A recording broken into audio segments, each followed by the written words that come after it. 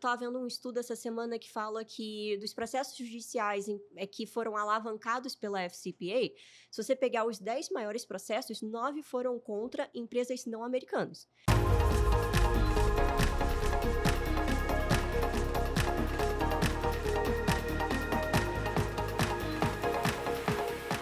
Fala, jovem! Sou o Carlos Henrique e estamos começando mais um Pra Frente Cast. Hoje eu recebo a minha grande amiga Bruna Veiga, já é de casa, já adoro minha amiga Legal e Compliance Officer. Obrigado, minha amiga. Obrigado mesmo por você estar aqui comigo hoje. Obrigada a você, obrigada a todo mundo que estiver ouvindo, acompanhando. Acho que é sempre muito legal a gente ter essa troca de conhecimento, de experiência e principalmente estar com você é sempre muito legal. A gente já teve diversas dessas conversas fora da internet, então agora trazer um pouquinho para cá acho que é super interessante, porque é mais do mesmo do que a gente já faz há muitos anos, né? Com certeza, né? E até, às vezes, quem não acompanha o nosso dia a dia, né? Eu acho que, assim, por exemplo, executivos, C-levels ou especialistas, eles se comunicam muito entre si, né? Então, principalmente no nosso mundo, por exemplo, de legal e compliance, a gente acaba tendo ali as nossas referências, as pessoas que a gente conversa bastante, tem ali uma relevância, né? A gente fala praticamente quase todo dia, eu e você, né? Uhum. E aí a gente se deparou aí com uma recente mudança, né? Que é a questão ali da eficácia do FCPA, né? Então, assim, até por ser muito importante e relevante, como que você tá vendo isso, minha amiga? Então, é muito interessante, porque assim, no mercado financeiro no geral, que já é uma bolha, ninguém tá falando muito sobre isso tanto quanto a galera de Legal e Compliance. Sim. Nosso mundinho, sala quarto, esse assunto tá bombando. Fora desse mundinho, esse assunto não tá tão hot one assim, mas ele é muito relevante, por quê? O FCPA, ele é uma lei extremamente antiga, né? Ele veio lá de 1977, foi uma das principais leis no mundo a começarem sobre o assunto de práticas anticorrupção. Tanto é que a nossa própria lei brasileira, ela bebeu muito dessa fonte, ela é um grande bem bolado da SOX, que também é americana, e da Bribery Act. Então, assim, a gente também veio muito dessa influência. E aí quebrou muito as pernas, porque o governo Trump já chegou com o pé na porta, daquele jeito, Sim. e uma coisa que ele já mudou foi por agora, a eficácia da norma, porque qual que é a justificativa dele? Ele diz que é uma norma muito inflexível, muito rígida, que, de uma certa forma, as negociações, o mercado, tudo isso mudou muito ao longo do tempo desde que a norma foi criada. E ela precisa ser revisitada porque, no entendimento dele, ela traz uma certa condição ali de falta de possibilidade das empresas americanas disputarem com as outras, que não sejam, né? Então, ele vem muito nesse sentido de paralisar a eficácia para trazer condições mais justas de concorrência para as empresas americanas. Eu acho que ele vê muito o lado, como você bem destacou, da concorrência americana, né? De ele conseguir, vamos dizer assim, aumentar a concorrência, colocar, vamos dizer assim, o próprio país, né? E aí eu tô olhando ele do ponto de vista de ele liderando, né? Numa briga maior com outros players de mercado, que da forma como estava, na visão dele, não estava acontecendo, né? Haveria ali um pouco, entre aspas, um pouco de perda, né? Ele não seria tão, vamos dizer assim, agressivo em relação ali a essas possibilidades, né? Então, é o que você destacou. A gente não vê isso sendo tão comentado no mercado como um todo, mas profissionais ali voltados de legal e compliance estão um pouco mais antenados, estão fazendo ali mais parte do dia a dia, né? Estados Unidos impacta toda a economia global, então obviamente que sempre vai recair aqui um pouco no Brasil, né? Então, foi isso que você também viu aí, por esses dias aí, de toda essa mudança? Exatamente, a gente não pode esquecer que ele está numa cadeira de presidente com uma cabeça de empresário. Sim. E ele é extremamente de direita, então ele vai tentar trazer realmente mecanismos que tenham uma flexibilização para o mercado como um todo.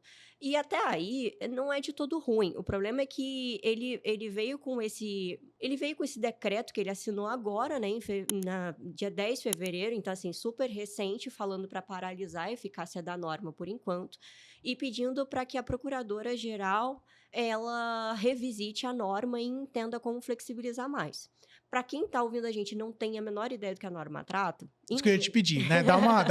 Quem não tem a menor ideia, dá aquele overview básico. Em linhas bem gerais, ela vai criminalizar a tentativa de você tentar obter uma vantagem comercial pagando propina para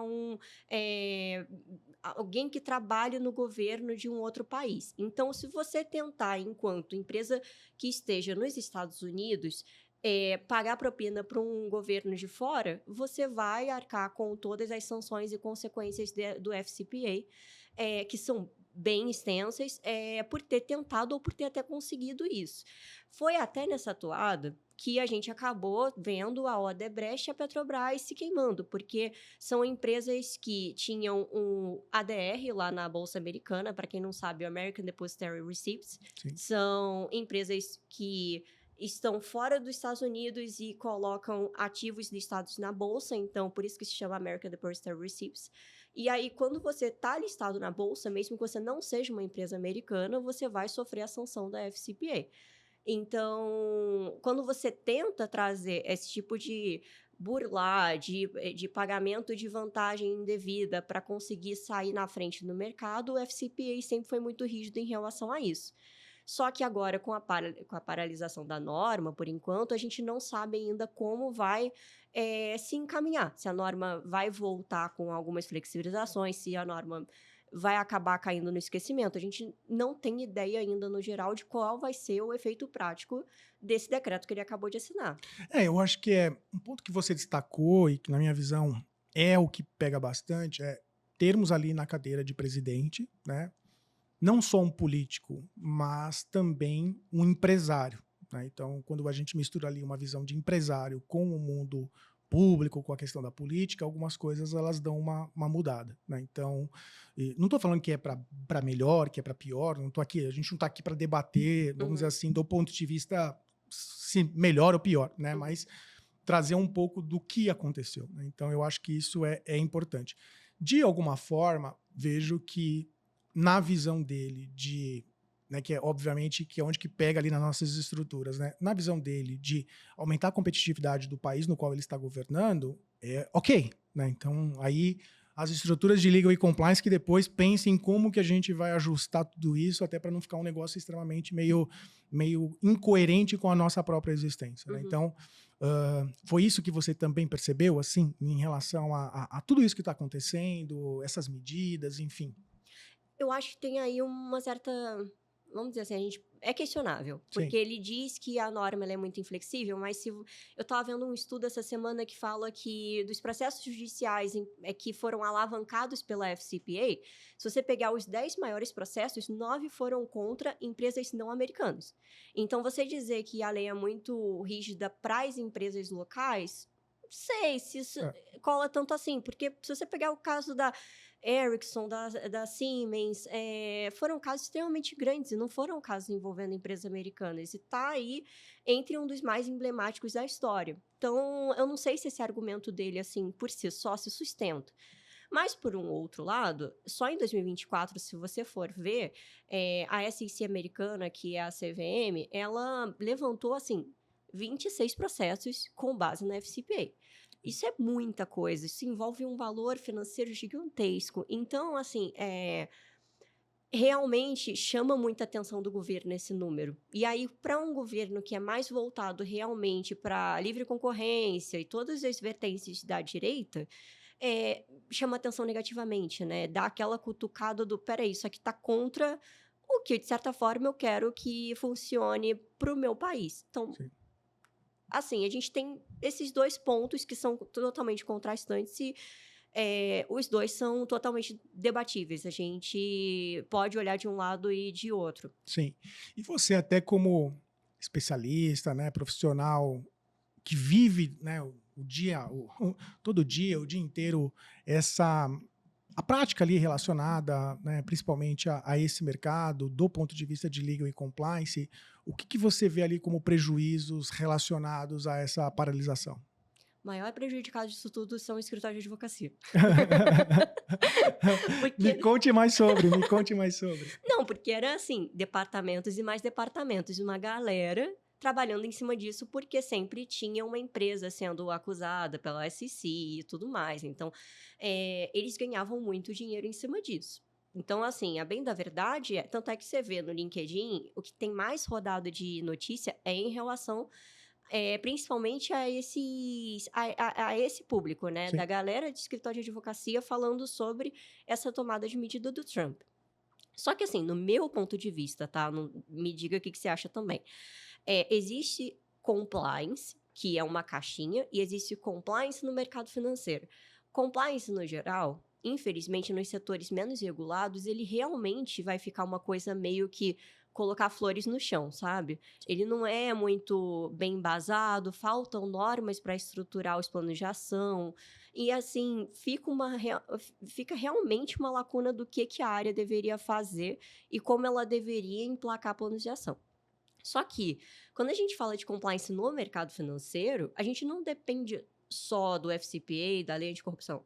Essas referências são, sim, muito relevantes, são, sim, muito grandes, impactantes, mas a gente tem diversas outras normas saindo por exemplo, no Brasil, da CVM, do Banco Central, da Bolsa de Sim. Valores, da Ambima, que é a Associação de Fundos de Investimento. Então, assim, tem tantas fontes e todas elas correlacionadas em prol dos melhores esforços de controles internos no mundo, que não seria uma tomada de decisão, se isso acontecesse no Brasil, que ia impactar agressivamente a nossa rotina de compliance officer.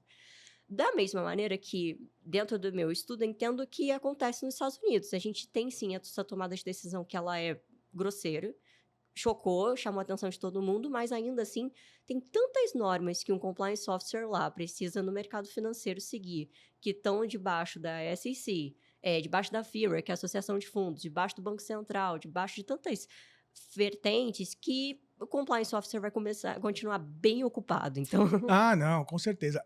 Há uma grande diferença, como você bem mencionou, de ser um legal compliance em mercado regulado e não ser no mercado regulado, né? Então, do ponto de vista de mercado regulado, você praticamente já tem todas as definições de leis, normativas, às vezes até de procedimentos que devem ser cumpridos, e basicamente o papel ali da figura do officer vai ser somente fazer ali a avaliação da sua aplicabilidade, né? uhum, Então, quando você não tem esse modelo, aí a coisa já se torna extremamente mais subjetiva, né?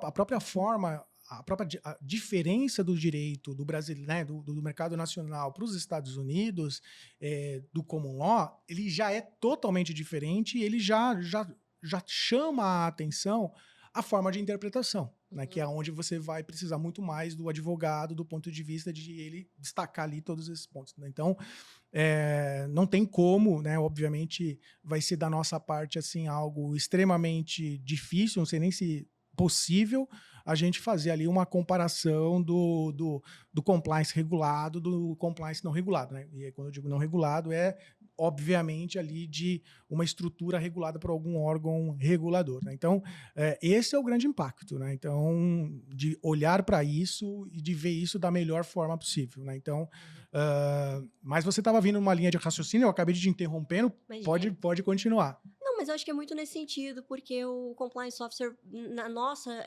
rotina, né? Pensa aqui comigo, a gente tem treinamento anual, revisão de políticas e manuais, a gente tem participação em due diligence, tanto quando a gente sofre quanto a gente faz. Reporte para regulador o tempo inteiro. Sim. A gente tem tanta rotina que eu acho que não seria essa medida especificamente acontecendo no Brasil ou nos Estados Unidos que ia fazer toda a estrutura do departamento de compliance de uma instituição financeira mudar. Eu Sim. acho que isso impacta muito mais os mercados em que a gente vê uma fragilidade muito grande na regulação, quando a gente vê setores da economia que, infelizmente, estão muito aquém ainda dessa robustez que era necessária que todas tivessem, mas a gente sabe muito bem que o mercado financeiro está anos-luz à frente de vários outros setores. Então, eu acho que o compliance officer não vai sofrer muito com essa mudança. Tem manchetes meio sensacionalistas do tipo, nossa, a gente sempre viu a área de compliance ser composta por, tipo, gladiadores e agora isso vai acabar. Mas não vai acabar. Depende muito da empresa, da seriedade dela. A gente não pode deixar de levar em consideração que, mesmo que o FCPA termine, que não vai acontecer, não tem como isso acontecer, mas se ele acontecesse, A empresa poderia muito bem continuar tendo práticas internas nesse sentido, por entender que se ela não tiver, ela está deixando de conseguir fazer negócios, ela está retrocedendo no sentido de ter uma empresa mais ética e transparente. Então, assim, ainda existe também a questão da proatividade em prol de melhores esforços. Então, a gente não pode deixar de lembrar, por mais que pareça muito intuitivo e que é fácil de esquecer, que a gente não é só um fazedor de cumprimento por obrigação. A gente muitas vezes pode fazer algo justamente até além do que a gente está submetido a cumprir, porque a gente quer fazer o que é o mais adequado, a gente quer deixar tudo o mais redondo possível, a gente quer trazer para o cliente final, que eu acho que é o grande trigger assim, de compliance, que não é só fazer controle, não é só impor regra, é você trazer ali para o cliente, principalmente, a noção de que ele está seguro, de que ele está protegido, de que o dinheiro dele está sendo bem gerido. Então, independentemente do que um governo fale, seja Trump, seja quem for, a gente tem essa liberalidade e eu acho que a gente deveria saber disso com mais frequência, de que muito do que a gente faz é porque a gente quer ver o negócio ser sustentável e ser correto, não por obrigação. Eu faço muito processo seletivo, né? Tentar tirar um pouco aqui do peso do regulatório desse negócio, né? Eu faço muito processo seletivo e geralmente quando eu faço processos seletivos ali voltados para as estruturas regulatórias, eu faço uma pergunta que eu vou ter que prestar mais atenção agora, né? Porque se a pessoa olhar aqui o nosso episódio, ela já vai saber a resposta. Eu pergunto qual que é, na nossa Constituição Federal, o artigo mais importante. E 99,99% destacam que é a questão do artigo 5º, né? E aí eu falo, não é, é o primeiro, né? Por quê? Porque é o primeiro que vai destacar como que a banda toca para os lados de cá, né? Sem o primeiro não chega no 5º, né? Então, para mim, sempre o primeiro artigo de cada uma das normas sempre foi e sempre vai ser o mais importante. Uhum. Quando a gente tem essa perspectiva e a gente olha para o GAFI, que olha para tudo isso, a primeira diretriz do GAFI é exatamente a abordagem baseada no risco, que é exatamente isso que você está destacando, que a empresa, de certa forma, pode até cair a eficácia, pode ser para sempre, coisa que eu também concordo com você, eu acho que não vai acontecer, mas mesmo assim ainda vai ter, do ponto de vista das instituições, olhar desse prisma de risco de adotar ou não práticas relacionadas àquilo que ela entende que deva ser algo para coibir ou algo para flexibilizar, né? Então, óbvio, ela só vai conseguir flexibilizar se a lei não tiver ali imposta, né? Que aí senão não tem nem como, ela só vai ter que fazer acontecer, né? Então, eu vejo e concordo contigo, esse lado voltado até para o próprio GAFI, que já dá uma diretriz voltada para análise baseada no risco, né? Então é algo bem interessante, né?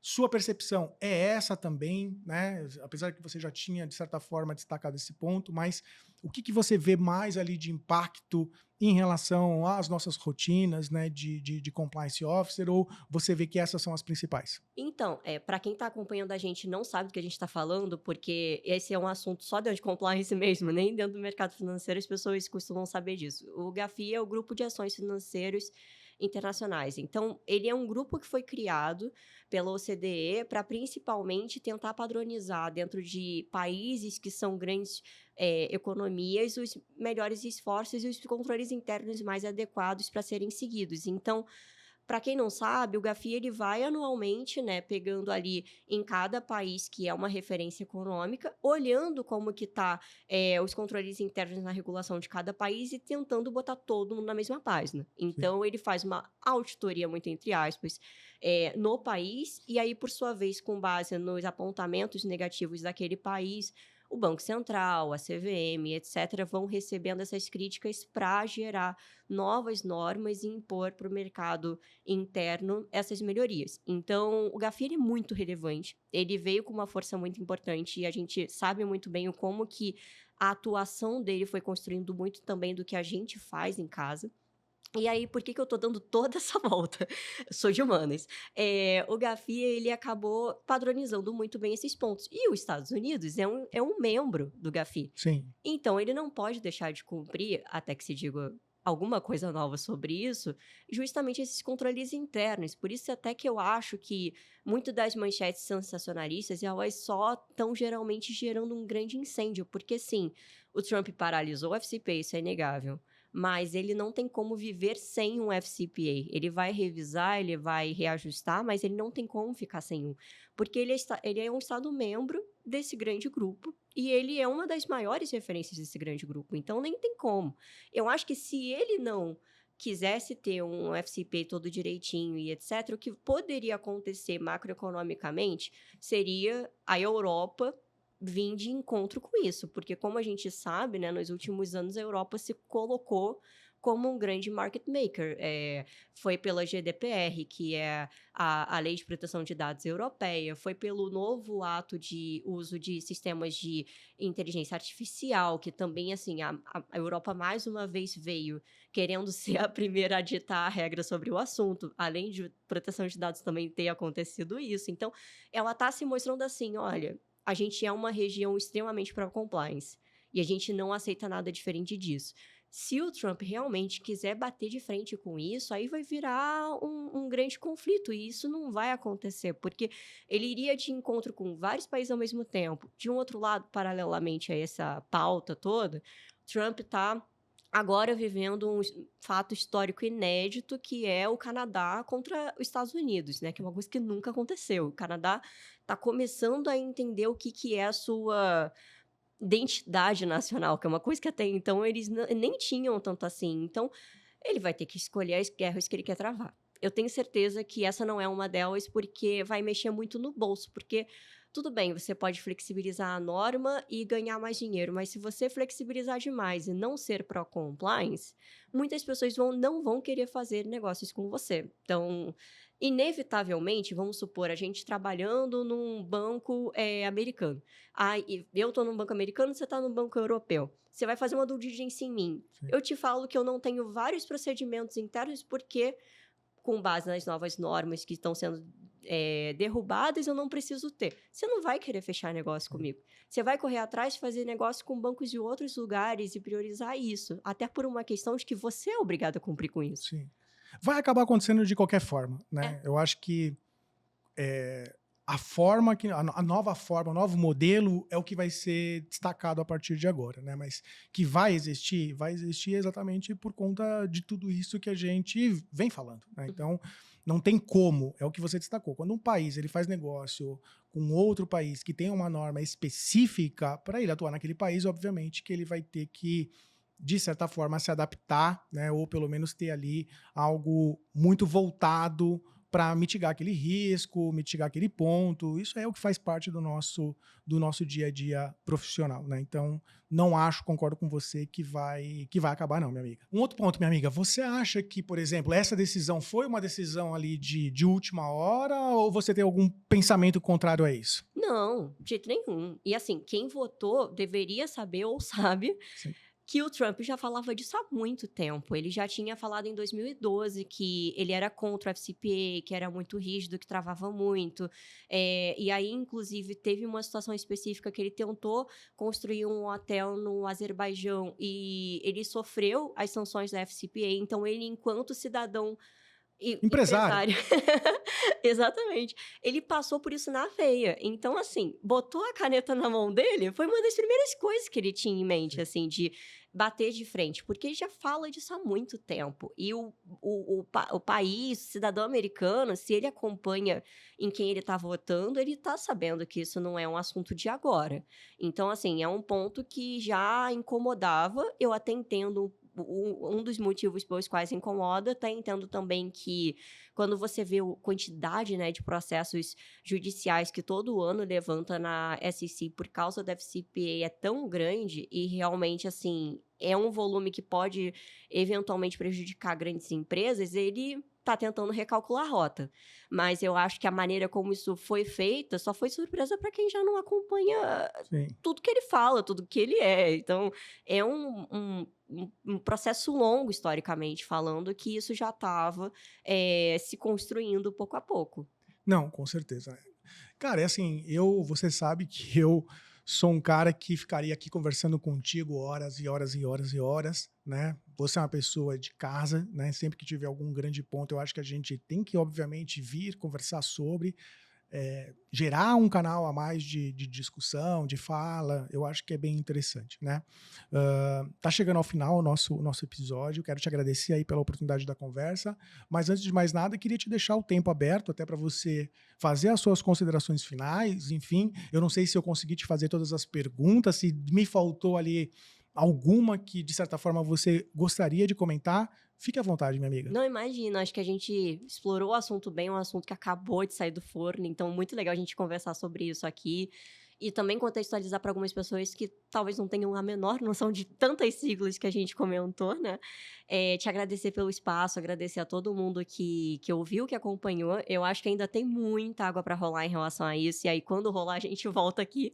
Mas eu acho que, no geral, a parte mais legal do compliance é isso, é que a gente acaba se ajudando e se ouvindo muito porque a gente trabalha suportando a empresa, né, no back-office. Então, quando a gente constrói muito, né, com network, com troca de experiência, a gente acaba melhorando muito, assim, tanto no sentido de a gente, às vezes, não saber muito bem como resolver uma coisa e a gente perguntar para alguém que já passou por isso, ou pelo menos pensar junto. Então, acho que essa nossa conversa, assim como várias outras que a gente já teve, elas são sempre muito construtivas.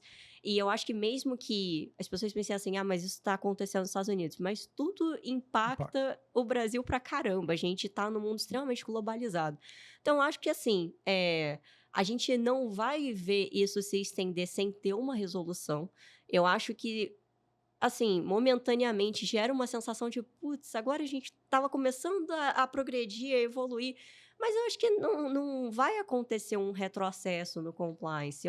Muito pelo contrário, eu acho que a gente tem caminhado muito bem nas pautas e vai continuar caminhando. E eu acho que, independentemente do que um governo fale ou de qual é a norma aplicável para sua empresa, um recado que eu acho que é muito importante para todos os compliance officers, que é uma coisa que eu faço há muitos anos, tente sempre ir nos melhores esforços de tudo que dá para você fazer na sua alçada. Se não é uma obrigação regulatória, mesmo assim, dá uma olhadinha.